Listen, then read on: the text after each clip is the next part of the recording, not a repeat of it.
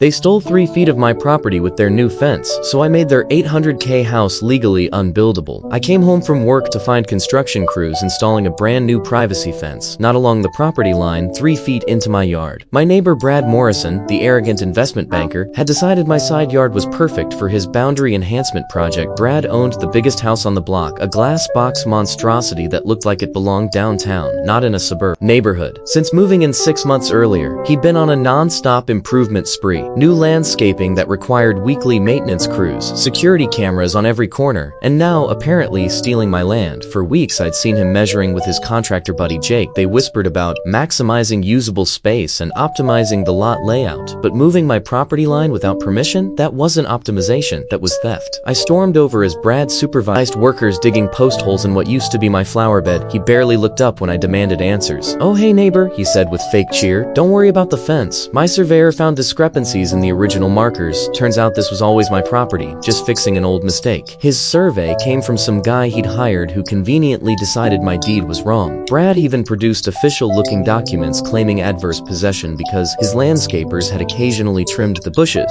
I called the city, but Brad's paperwork looked legitimate enough to confuse the clerk. He smirked and told me to hire a lawyer if you think there is a problem. That weekend, I remembered something important. My house had belonged to my aunt, a retired city engineer who had worked on our subdivision's infrastructure in the 1980s. In her basement, I found boxes of old municipal blueprints and development plans. And there it was, the master drainage map for our neighborhood. Here's what Brad's surveyor missed. Our street was built on a natural slope, requiring specific drainage easements to prevent flooding. Every lot had mandatory setbacks. And the strip of land Brad claimed, it sat directly over the main storm runoff easement, protecting our entire block. But it got even better. The original development agreement required all homes to maintain specific distances from these drainage channels. Brad's house, with its oversized deck, garage expansion, and new fence, violated multiple setback regulations. His dream home was sitting on flood control land. I spent Sunday gathering evidence. Varvazetta's fence on the easement, measurements of his illegal deck, and records showing his unpermitted additions blocked natural water flow. Then I contacted the city engineer, the flood control district, and environmental compliance. By Monday morning, inspectors rolled in. The drainage authority shut down fence construction immediately.